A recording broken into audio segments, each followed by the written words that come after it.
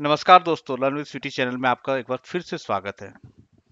तो जैसा कि मैंने आप लोग को पहले भी बताया था कि संस्कृत का जो तैयारी होगा वो भी हम कराएंगे।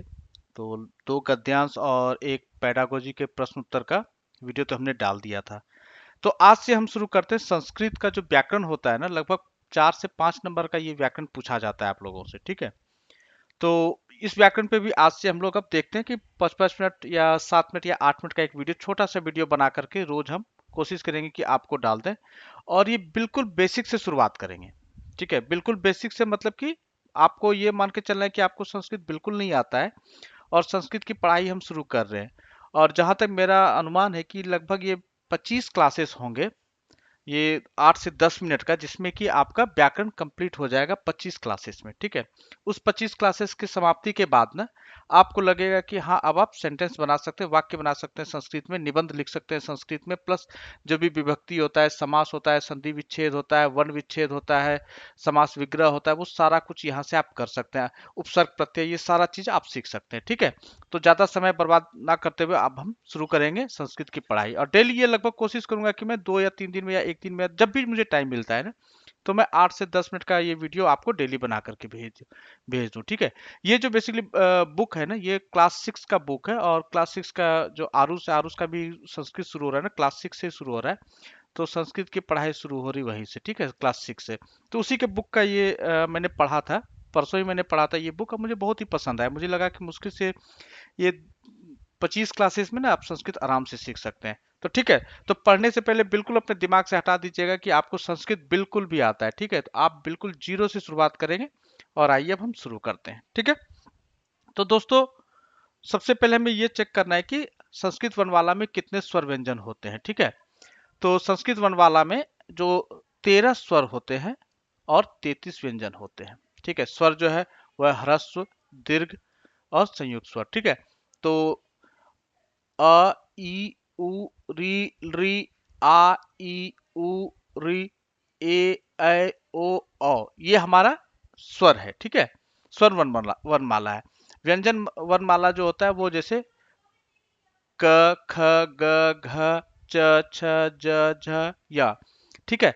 ये सारे जो व्यंजन है, ये हमारे सारे व्यंजन। अब एक चीज ध्यान देखिए दीजिएगा कि जितने भी व्यंजन वर्ड शुरू हो रहे हैं ना, सब शुरू सबके इसमें हलंत लगा हुआ है, ठीक है। देखिए, क में, ख में, ग में, घ में, ड में, सब में हलंत लगा हुआ है, ठीक है। य, र, ल, व, श, स, ह जो है ये अंतस्थ व्यंजन उसमें व्यंजन है, ठीक है। इसके अतिरिक्त 2 आयोग वा है जिसको कि अनुस्वार और विसर्ग कहते हैं, ठीक है। तो एक चीज हमें ध्यान रखना है इसमें कि जितने भी, जैसा कि मैंने आपको ऊपर ही बताया कि सभी व्यंजन मूल रूप से हलंत होते हैं, मतलब उसमें हलंत लगा होगा। जब उनमें कोई भी स्वर मिलता है तो जो हलंत चिन्ह होता है ना, उसका लोप हो जाता है, यानी कि वो हट जाता है और स्वर की मात्रा लग जाती है। जैसे क, क प्लस अ, ये क हो गया। आप देखेंगे इसमें कहीं पे हलंत है, नहीं है। प में हलंत है प्लस आ, पा में देखिए कहीं पे हलंत नहीं है। मी, म प्लस ई, मी में देखिए कहीं पे हलंत नहीं है। तो ठीक है, तो ये बेसिकली में ध्यान रखना है कि जितने भी व्यंजन होते हैं उनके उनमें हलंत लगा होता है, लेकिन जैसे ही वो स्वर से मिलते हैं तो व्यंजन का जो हलंत होता है ना, वो हट जाता है, ठीक है। तो अब देखिए दूसरा चीज, जब 2 व्यंजनों को मिलाकर एक कर दिया जाता है तो वो संयुक्त वर्ण कहलाता है, ठीक है। जैसे क, श, अ, ये बन जाता है अक्ष, तो इसका हो जाएगा क्षमा। तो इसको संयुक्त वर्ण कहते हैं। अक्षर जो लिखेंगे हम, अक्षर को अगर हम तोड़ते हैं तो वो हो जाएगा क में हलंत, स में हलंत, चूंकि ये दोनों व्यंजन है, और अ, ये अक्षर बन जाता है। और अक्षर में देखिए कि अक्षर से क्षमा जो बनता है हमारा, तो अक्षर शब्द जो बनेगा वो क प्लस स प्लस अ से बनेगा, ठीक है। उसी तरह देखिए त्र, त प्लस र प्लस अ, तो ये जो त्र बनता है ना, ये आपका संयुक्त वर्ण कहलाएगा, ठीक है। तो इसी तरह से आप इसको भी देख लीजिए, ज प्लस ज्ञ प्लस अ, ये ज्ञ बनेगा, ये आपका संयुक्त वर्ण कहलाएगा, ठीक है। कोई प्रॉब्लम? मुझे नहीं लगता कि इसमें कोई इशू आ रहा होगा आप लोगों को। चलिए अब देखें इससे। अब सबसे जो मेन चीज आपको ध्यान रखना है दोस्तों, वो है वर्ण विच्छेद। ये अगर आपने याद कर लिया तो सोचिए कि संस्कृत की शुरुआत आपने ढंग से कर ली है। और ये सारी चीजें हमें ध्यान रखनी है, ठीक है। ये इतना सा हमें ध्यान रखना है, इसी में सारा संस्कृत का सार है, ठीक है। चलिए आइए इसको पढ़ते हैं। जब किसी शब्द के वर्णों, वर्णों में तो अक्षरों को अलग अलग कर दिया जाए तो वह वर्ण विच्छेद कहलाता है, ठीक है। शब्द के अंत में जो अक्षर हो उसी अंत वाला वह शब्द कहलाता है। जैसे अ से अंत शब्द को अकारांत बोलते हैं, आ से अंत जिसका होगा उसको आकारांत बोलते हैं। इसी प्रकार इकारांत, उकारांत आदि शब्द होते हैं, ठीक है। तो जैसा मैंने आपको कहा कि अगर आपने ये याद कर लिया तो आप मान के चलिए कि संस्कृत की शुरुआत आपने बहुत अच्छे ढंग से कर दी है। अगर ये आपने समझ लिया, मुझे लगता है बहुत आसान है समझना, ठीक है। तो आइए देखते हैं। देव, देव को अगर आप अलग वर्ण विच्छेद करेंगे तो द प्लस ए प्लस व प्लस अ, तो इसके लास्ट में क्या आ रहा है? अ। इसका मतलब ये अकारांत शब्द होगा। ये ध्यान रखिएगा, जिसके भी लास्ट में अ आता है वर्ण विच्छेद करने के बाद उसको अकारांत बोलते हैं। अब देखिए गीता, ग प्लस ई प्लस त प्लस आ, गीता लास्ट में क्या आया है दोस्तों? आ, इसको बोलेंगे हम लोग अकारांत शब्द।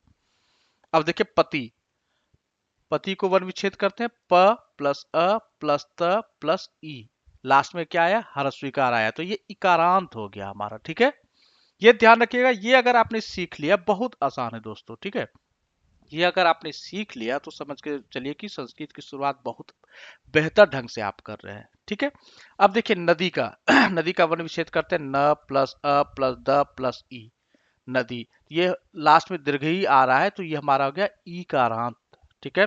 उसी तरह साधु में लास्ट में ह्रस्व आ रहा है तो ये उकारांत हो गया। अब मातृ में देखिए लास्ट में री आ रहा है तो ये रिकारांत शब्द हो गया। भवत में लास्ट में हलंत है तो ये हलंत या इसको व्यंजनात् कहते हैं, ठीक है। ये अगर आपने याद कर लिया तो समझ के चलिए कि आपकी संस्कृत शुरुआत अच्छे से हो गई है, ठीक है। वर्ण संयोग, विभिन्न वर्णों को क्रम से जोड़कर शब्द बनाने की प्रक्रिया को वर्ण संयोग कहते हैं। तो वर्ण को ही जैसे आप जोड़ोगे, अभी यहाँ क्या कर रहे थे? वर्ण विच्छेद कर रहे थे। अब वर्ण विच्छेद को जोड़ देंगे तो वो वर्ण संयोग हो गया, ठीक है। व प्लस अ प्लस र प्लस न प्लस अ, वर्ण हो गया, ठीक है। तो ये इसी तरह से करेंगे हम, ठीक है। चलिए अब इसमें दूसरा चीज देखते हैं संस्कृत का शब्द परिचय करते हैं। अब बहुत मजा आने वाला है दोस्तों, ठीक है। बहुत लगेगा कि जैसे शुरुआत से आपने, जैसे क्लास 6 से ही हमने संस्कृत हमने भी पढ़ा था, तो आपको मजा आएगा, वही बच्चे वाली फीलिंग आएगी अब आप लोगों को भी, ठीक है। चलिए शुरू करते हैं। जैसा कि आप जानते हैं कि हिंदी या अन्य भाषाओं में दो लिंग होते हैं, जिसको कि पुल्लिंग और स्त्रीलिंग कहते हैं।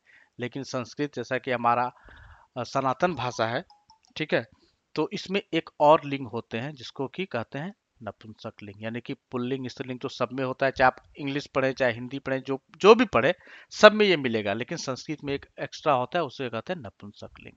नपुंसक लिंग हुआ जैसे कि आपको भवन, ठीक है, जिसमें जान ना हो हमारा, ठीक है, तो इसलिए भवन हो गया, ये हमारा नपुंसक लिंग हो गया। चलिए आइए देखते हैं पुल्लिंग किसको कहते हैं। बालह, छात्रः, नरः। आप देखिएगा जितना भी पुल्लिंग है ना, सबके अंत में विसर्ग आ रहा है। ये देखिए नरः, ठीक है। तो स्त्रीलिंग में देखिए बाला, छात्रा, नारी, या तो आ रहा है, आकारांत आ रहा है, या तो इकारांत आ रहा है, ठीक है, स्त्रीलिंग हो गया। फलम, नपुंसक लिंग को देखते हैं, फलम, पत्रम, पुस्तकम, लास्ट में देखिए म आ रहा है, म पे हलंत आ रहा है, ये नपुंसक लिंग हो गया। पहचान का एक तरीका है हमारा, ठीक है। तो ये क्लियर हो गया आपको, पुल्लिंग, स्त्रीलिंग और नपुंसक लिंग, ठीक है, ये क्लियर हो गया आपको। इसी प्रकार संस्कृत में वचन भी तीन होते हैं, एक वचन, द्विवचन और बहुवचन। एक वचन हो गया बालह, विसर्ग लग गया है, ठीक है। बालह मतलब एक बालक, बालौ मतलब दो बालक। देखिएगा जो हमारा अकारांत शब्द है उसमें औ लग गया तो वो आपका द्विवचन हो गया, बालाह, अनेक बालक, ठीक है। तो इस तरह से हम एक वचन, द्विवचन और बहुवचन बनाते हैं। बालाह मतलब हो गया अनेक बालक, ठीक है। चलिए आगे देखते हैं अब क्या है इसमें। बहुत ही आसान है दोस्तों, पढ़ने में बड़ा मजा आएगा। तो इसमें मैं आपको कुछ एक अकारांत शब्द का पुल्लिंग शब्द दिया। अकारांत आपको समझ में आ रहा है ना, जिसके लास्ट में अ हो, ठीक है। तो उसको आकारांत कहते हैं ठीक है। छात्र है जैसे, तो इसके लास्ट में आ रहा है तो इसमें है, ठीक है। लास्ट लास्ट में से कंप्लीट हो रहा है ये वन विच्छेद, ठीक है।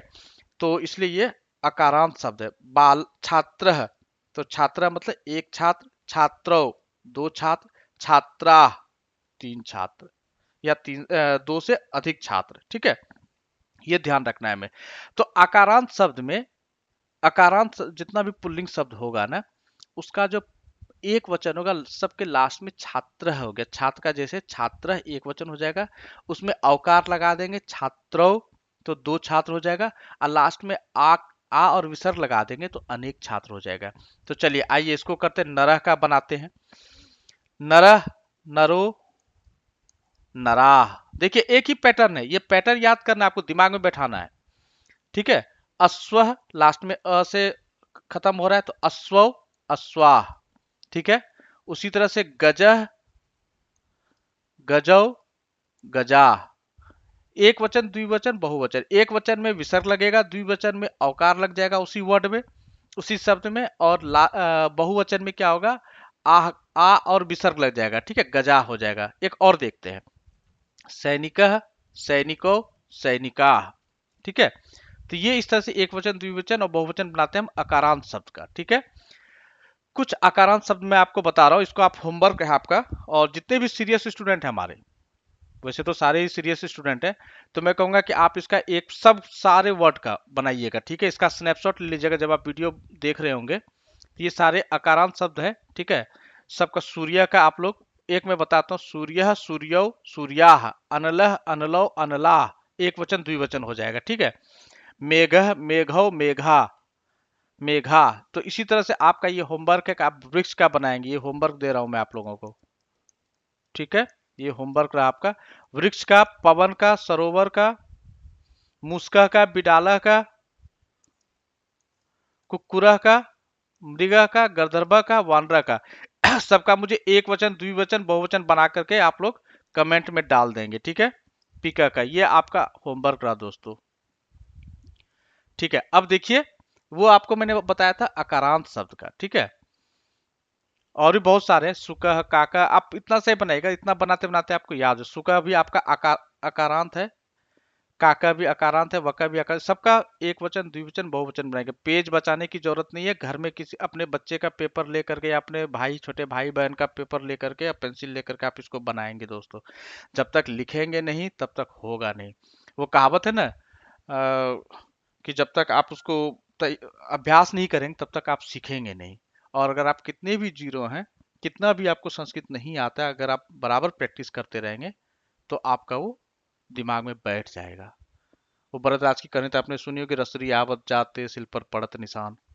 तो जितना आप मेहनत करेंगे उतना आपकी तैयारी हो जाएगी। मुश्किल से 5 मिनट का काम है, आप लोग करिएगा। चलिए आइए अब पढ़ते हैं हम लोग आकारांत जो स्त्रीलिंग शब्द होता है, ठीक है। मैंने क्या बताया था, जिसके लास्ट में आ आता है वो आकारांत होगा। ये देखिए छात्रा में आ रहा है, तो कोई भी वर्ड होगा अगर उसमें आ लग जाता है तो वो आपका स्त्रीलिंग एक वचन हो जाता है। छात्रा एक छात्र, एक छात्रा, छात्रे। यहाँ देखिए अकारांत शब्द का जो द्विवचन था उसमें औ लग रहा था, लेकिन यहाँ आकारांत स्त्रीलिंग शब्द में क्या हो रहा है, ए लग रहा है। छात्रे दो छात्राएं, छात्रा, ये दोनों का सेम है। चाहे वो अकारांत हो चाहे वो आकारांत हो, दोनों का बहुवचन सेम है, अनेक छात्राएं। चलिए लता का देखते हैं।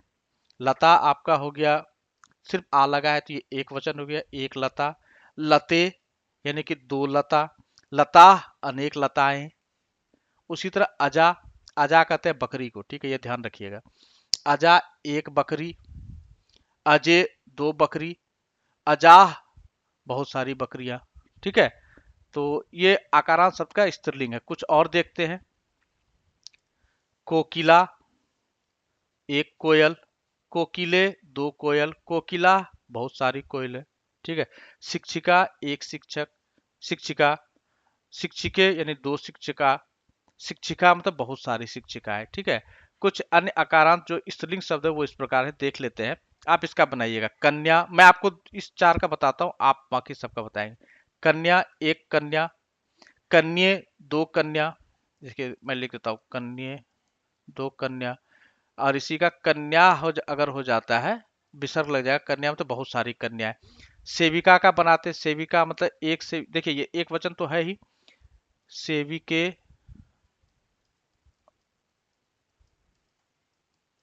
दो सेविका, सेविका, बहुत सारी सेविकाएं, ठीक है। उसी तरह से कलिका, कलिके, कलिका, एक वचन, द्विवचन, बहुवचन आप इस तरह से बनाएंगे। तो मैं फिर से होमवर्क दे रहा हूँ, ये सारे होमवर्क करेंगे आप लोग दोस्तों, ठीक है। पाठशाला का आप लोग बनाएंगे, एक वचन, द्विवचन, बहुवचन। मधुमक्षिका का द्विवचन बहुवचन बनाएंगे। वर्षा का बनाएंगे। चटका मतलब चिड़िया होता है वो बनाएंगे। गायिका का बनाएंगे। ये नोट कर लीजिए, जब आप रुके वीडियो देख रहे होंगे ना, तो प्लीज इसको 2 मिनट के लिए होल्ड करके सबका आप बनाएंगे, ठीक है। होमवर्क है ये आपका, एक वचन, द्विवचन, बहुवचन आप ऊपर लिख करके ये इस तरीके से लिख लीजिएगा, मैं बताता हूँ।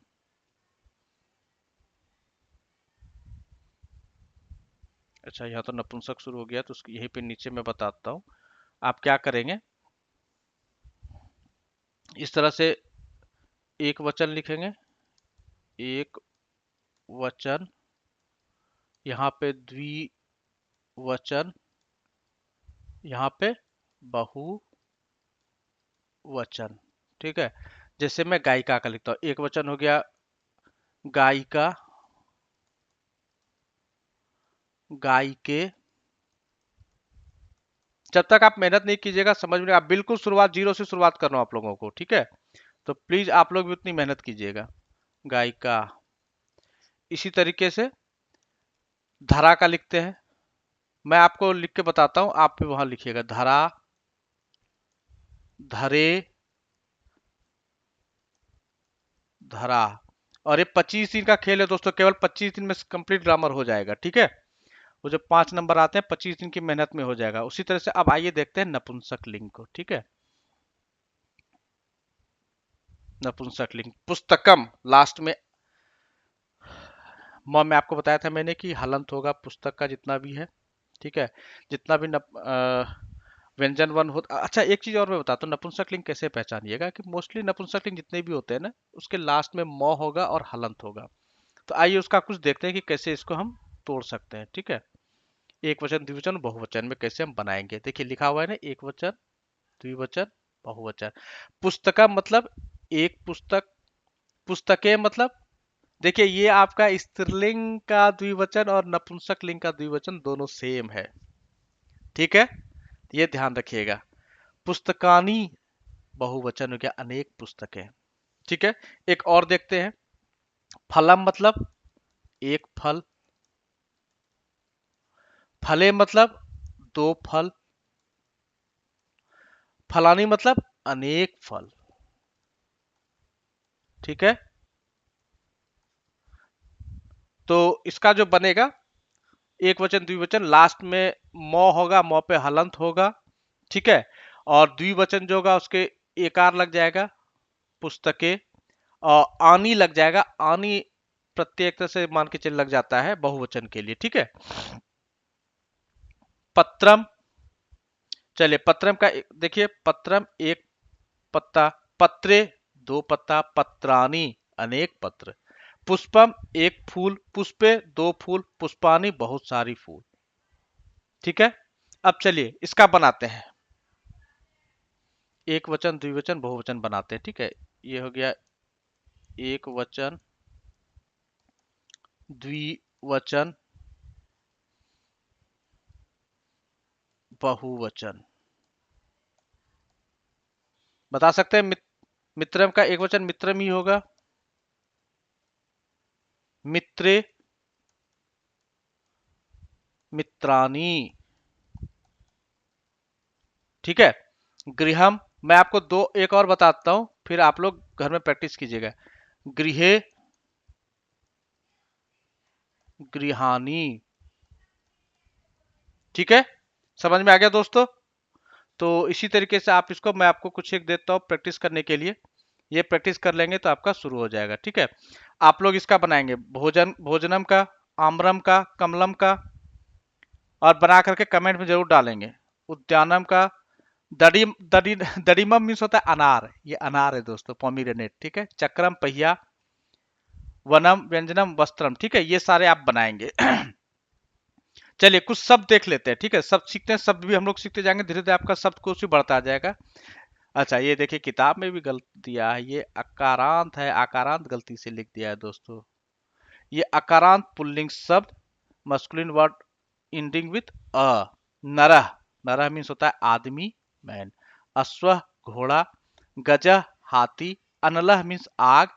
ये थोड़ा थोड़ा वर्ड याद भी कीजिएगा। मेघ बादल, मुस्क चूहा, वृक्ष पेड़, बिडाला बिल्ला, पवन हवा, कुक्कुर कुत्ता, मयूर मोर। सबका आप एक वचन द्विवचन बहुवचन बनाइएगा, ठीक है। थोड़ा सा टाइम लगेगा, 10 मिनट मुश्किल से टाइम लगेगा, लेकिन बनाइएगा जरूर। मृगा मीन्स हिरन, कपोता मीन्स कबूतर, वानरा मीन्स बंदर, सुका मीन्स तोता, गर्दभा मीन्स गधा, पिका मीन्स कोयल, काका मीन्स कौआ, सरोवरा मीन्स तालाब, हस्ता मीन्स हाथ, जनका मीन्स पिता। अब आप लोग पिता को जनका ही मत बोलना शुरू कर दीजिएगा, सुनने में बड़ा अजीब सा लगेगा, लेकिन जब संस्कृत सीख जाइएगा तो संस्कृत में जाकर के बोलिएगा फिर। सैनिका मीन्स सैनिक, ठीक है। तो ये कुछ एक वर्ड है, इसको आपको याद रखने हैं। और भी कोई वर्ड है क्या, देख लेता हूँ। हाँ और दो होंगे, नपुंसक लिंग। तो ये मैं बोल नहीं रहा हूँ क्योंकि वीडियो ज्यादा बड़ा हो जाएगा, आप लोग इसको याद कर लीजिएगा, ठीक है। ये आकारांत जिसके लास्ट में आ लगा हो, लता में आ है, अजा में आ है, कोकिला में आ है, शिक्षिका में आ है, कन्या, ये आकारांत। अभी आज आपको मैंने दो पढ़ाए, अकारांत और आकारांत, ठीक है।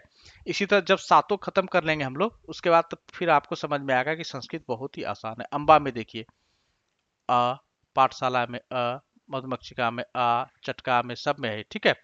और ये कुछ एक नपुंसक लिंग शब्द है, पत्रम पुष्पम गृहम मुखम भोजनम आम्रम कमलम, इसका सब मीनिंग दिया हुआ है, आप लोग याद रखिएगा। उद्यानम दडिमम चक्रम वनमम व्यंजनम वस्त्रम। व्यजनम, ये व्यजनम है, पंखा को व्यंजनम गलती से मत पढ़ लीजिएगा। व्यजनम मीन्स पंखा, ठीक है, ये याद कर लीजिएगा। तो ये आपका देख लीजिए इसको, ये देखिए बड़ा सा दिया हुआ है ना, ठीक है। तो आप इसको वर्षा का बनाएंगे, एक वचन क्या होगा, वन का बनाइएगा, वृक्ष का बनाइएगा, अम्बा का, मूसक का, अजा का। चलिए मैं एक बता देता हूँ। अजा, अजय। क्यों, क्योंकि ये आकारांत है, तो द्विवचन में अजय हो जाएगा और अजा, ठीक है। तो इसी तरह से आप बनाएंगे, ठीक है। चलिए एक और मैं बताता हूँ आप लोग को सहूलियत के लिए। मूसकह एक वचन, मुस्कौ,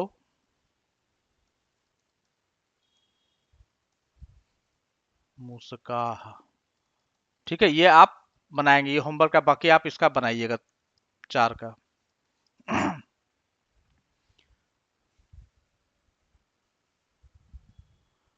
उसे पवन का, भवन का, सबका बनाइएगा, ठीक है। जैसे भवन आपका, ठीक है, भवन आपका नपुंसक लिंग है, तो बताता हूं मैं।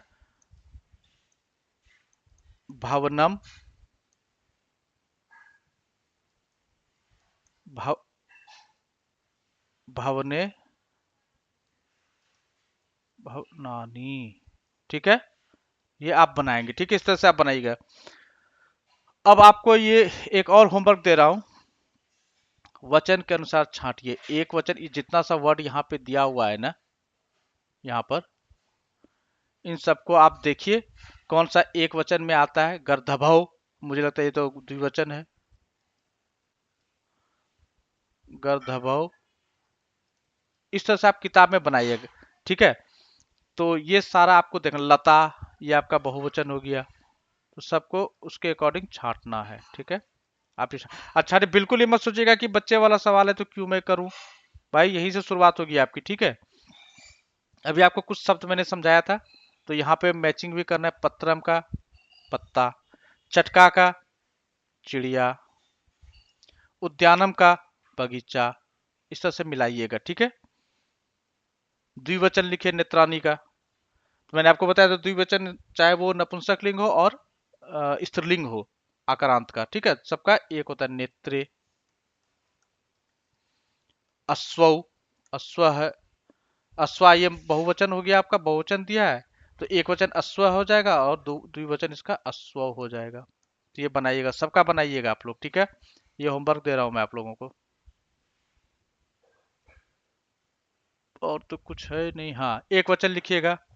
मयूरा है तो पाठशाले पाठशाला, नायिका हस्तो नेत्रानी, मैं आपको बताता हूँ नेत्रम, ठीक है। आम्रे है, इसका बताइएगा क्या होगा, मेघा का, वस्त्रे का, सबका बताइएगा एक वचन क्या होगा, लिखिए, ये लिखते लिखते ना याद हो जाएगा, ठीक है। तो चलिए दोस्तों, ये एक तरह से आपने पहला अध्याय तो कंप्लीट कर लिया। दूसरा अध्याय जो हमारा होगा ना, वो धातु परिचय होगा, वो हम पढ़ेंगे बाद में कल, ठीक है। तो आज के लिए इतना ही, एक दिन में हम एक चैप्टर खत्म करेंगे, ठीक है, ज्यादा बड़ा वीडियो नहीं बनाना। तो ठीक है दोस्तों, मुझे लगता है कि आपको वीडियो पसंद आएगा। बिल्कुल जीरो से शुरुआत करेंगे, और ये सारे वीडियो आप प्लीज शेयर कर दीजिएगा अपने उन सारे दोस्तों के साथ जिनको कि संस्कृत पढ़ना है, ठीक है। तो ये वीडियो उनको हेल्प करेगा, ठीक है। तो चलिए दोस्तों, आज के लिए इतना ही। थैंक यू वेरी मच, आपका दिन शुभ हो।